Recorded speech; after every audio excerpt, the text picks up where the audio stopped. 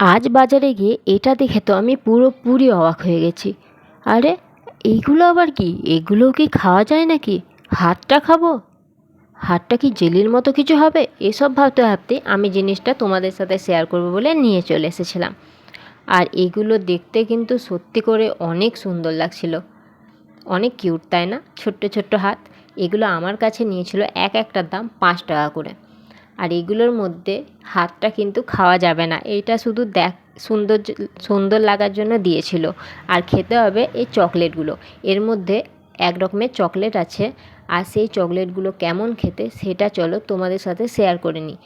চলো দেখে নাও। আমি প্রথমে হাতগুলো নিয়ে একটু খেলছিলাম, তারপরেই দেখো চকলেটটা এখন খুলেছি। কত সুন্দর দেখতে দেখো, পুরো একটা পিঙ্ক কালারের চকলেট আছে। আর এটা বানিয়েছেও খুব সুন্দর করে। আর তারপরটা দেখো একটা গ্রিন কালারের চকলেট আছে। দুটোকে কত সুন্দর লাগছে দেখো একসাথে। আর এটা খেতে আমার অনেক ভালো লেগেছিলো।